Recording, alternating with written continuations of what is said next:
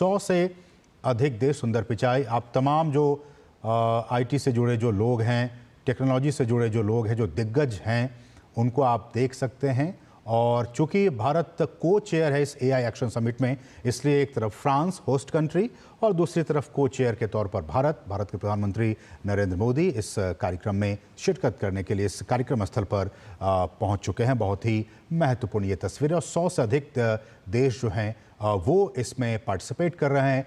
कैसा है आज का वर्तमान में एआई, भविष्य में किस तरह का रुख करेगा ये एआई, किस तरह से हमें इससे सीखने की ज़रूरत है, क्या जनरेटिव हम इस कंस्ट्रक्टिव तरीके से एआई का यूज़ कर सकते हैं, क्या इसका जो दूसरा एस्पेक्ट है उस पर हम डिबेट और डिस्कस कर सकते हैं। तो ये तमाम चीज़ें हैं, रूल्स को लेकर, रेगुलेशंस को लेकर, कंट्रोलिंग अथॉरिटी को लेकर, टेक्नोलॉजी को लेकर, टेक्नोलॉजी ट्रांसफ़र को लेकर, क्रिटिकल टेक्नोलॉजीज़ को लेकर, ये तमाम ऐसे बिंदु और पॉइंट्स हैं जिन पर कि आज बातचीत और आज इस पर चर्चा आपसे कुछ ही देर के बाद होगी। प्रधानमंत्री भी इस प्लेनरी सेशन को आपसे कुछ ही देर के बाद संबोधित करने वाले हैं। हमारे पास जो सूचना आई है, आपसे कुछ ही देर के बाद प्रधानमंत्री संबोधित करेंगे। और एआई को लेकर जो वैश्विक चिंताएं हैं, उन वैश्विक चिंताओं को भारत किस तरह से एड्रेस कर सकता है या फिर भारत किस तरह का रोल प्ले कर सकता है, इसको लेकर भी चर्चाएं अब से कुछ ही देर के बाद होंगी। तमाम जो राष्ट्राध्यक्ष हैं, जो तमाम जो नेता हैं और टेक इंडस्ट्री से जुड़े जो लोग हैं, वो इस कार्यक्रम में पहुंच चुके हैं। प्रधानमंत्री नरेंद्र मोदी, फ्रांस के राष्ट्रपति एमैनुअल मैक्रों, तमाम लोग वहाँ पे पहुँच चुके हैं। तो ये तस्वीरें हम आपको दिखा रहे हैं पेरिस से, फ्रांस की राजधानी पेरिस से, जहाँ एआई एक्शन समिट में भाग लेने के लिए और इस कार्यक्रम को संबोधित करने के लिए प्रधानमंत्री इस कार्यक्रम स्थल पर पहुंच चुके हैं। बहुत ही महत्वपूर्ण ये तस्वीरें हो जाती हैं क्योंकि अब से कुछ ही देर के बाद प्रधानमंत्री भी इस कार्यक्रम को संबोधित करेंगे। और क्या कुछ भारत इस विषय में सोचता है, एआई को लेकर भारत की क्या सोच है, भारत इस दिशा में कैसे आगे बढ़ रहा है। Madam President of the European Commission, Mr. Vice President, Deputy Prime Minister, ladies and gentlemen, dear guests, dear friends, just a quick word to say how delighted we are to welcome you here. Yesterday, many of you had conversations and engaged in dialogue yesterday here at the Grand Palais, which was built for the World Expo in 1900 and showed how France is committed to progress and science. And it's the first time that this newly renovated pavilion, the Palais d'Antin, has been made open once again to the general public. So it was built, this pavilion was built in 1937. It was Mr. Perrin, who was a Nobel laureate for chemistry, and he was convinced that by demonstrating to the French and to the world what science can do, we could convince them to embrace progress and therefore have science serve the interests of humanity. And I think that is our challenge with artificial intelligence, which is to ensure that these incredible technological innovations with new computing power, that all of the incredible advances of AI and its implications in various sectors be in the interests of humanity in a world that is disrupted by crisis. Thanks to open dialogue, we're lucky enough to have India, the US, China, Europe, the African continent, and the Latin American continent here. We have heads of state and government, researchers, civil society, entrepreneurs, investors, and that gives us an opportunity to engage in dialogue and to advance on this path of understanding science and ensuring that it serves collective progress. I won't be much longer. I'm incredibly pleased to have you here at this summit, which I co-chair with Prime Minister Modi. And so, dear Prime Minister, dear Narendra, I'm actually going to give you the floor now so that we can hear from you and hear what India has to say to the world on AI. Thank you very much for being here.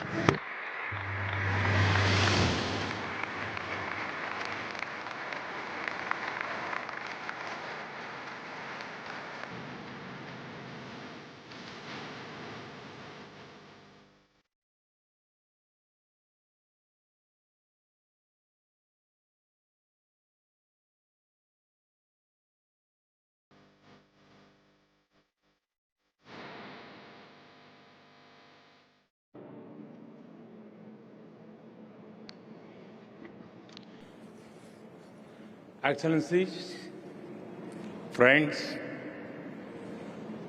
let me begin with a simple experiment. If you upload your medical report to an AI app,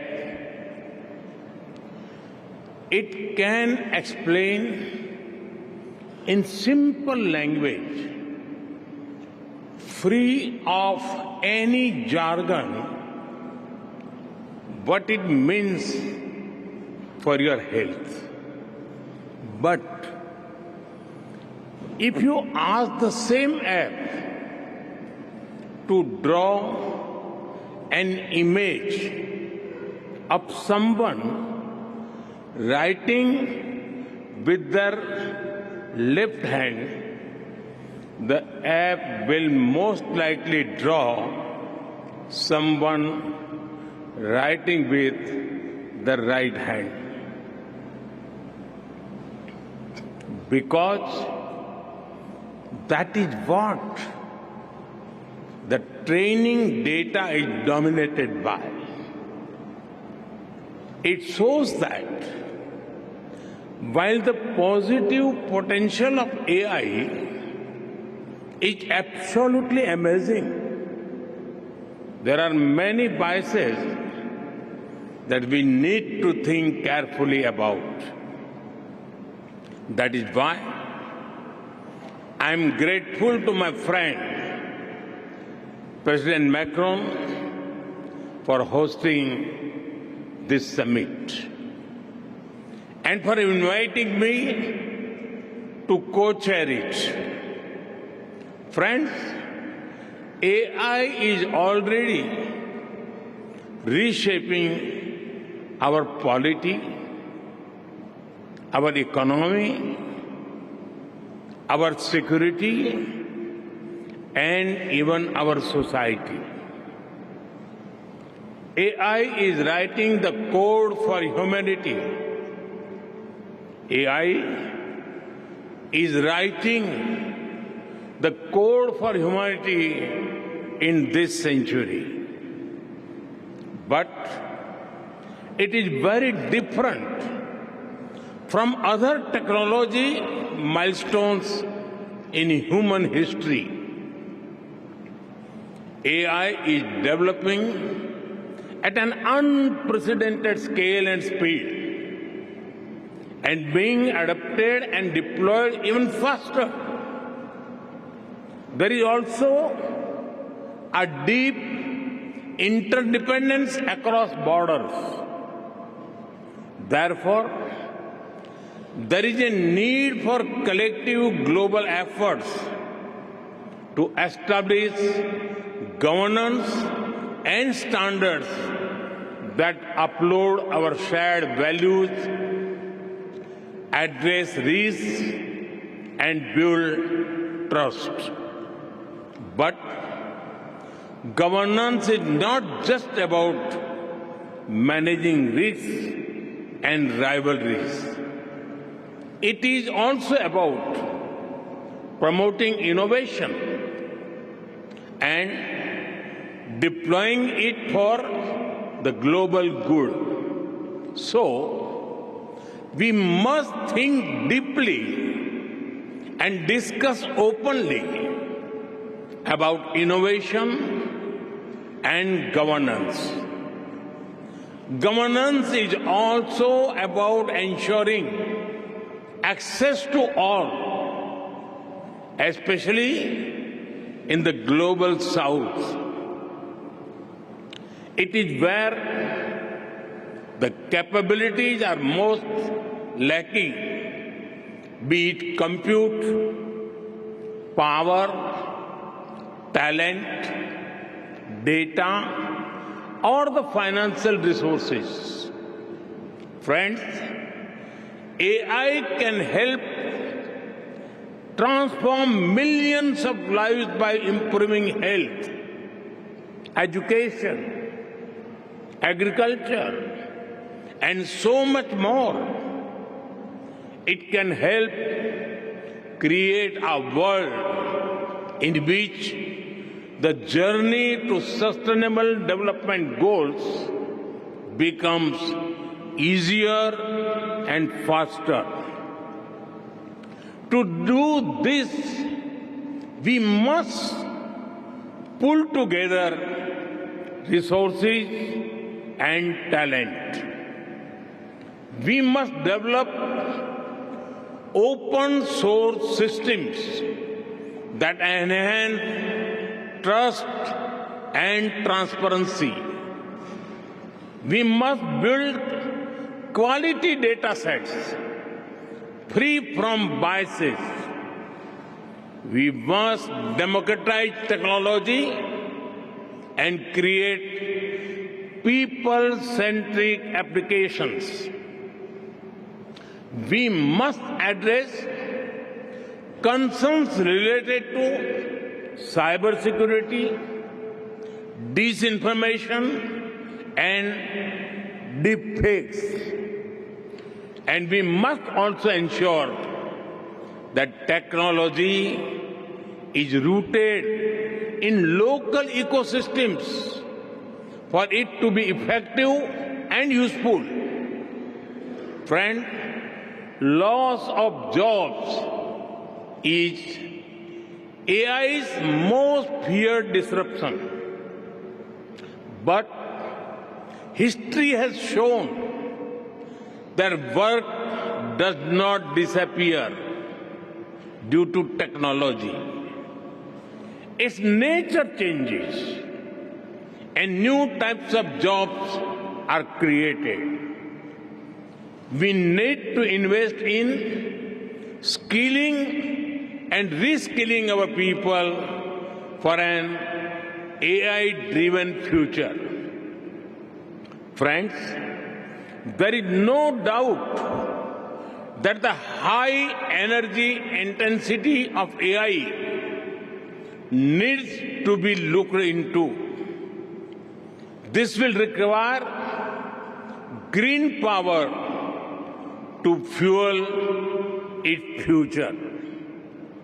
India and France have worked together for years through initiatives like the International Solar Alliance to harness the power of the sun.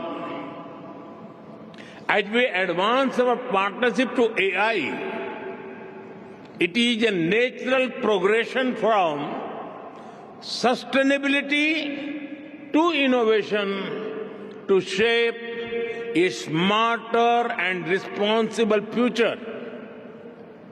At the same time, sustainable AI does not only mean using clean energy.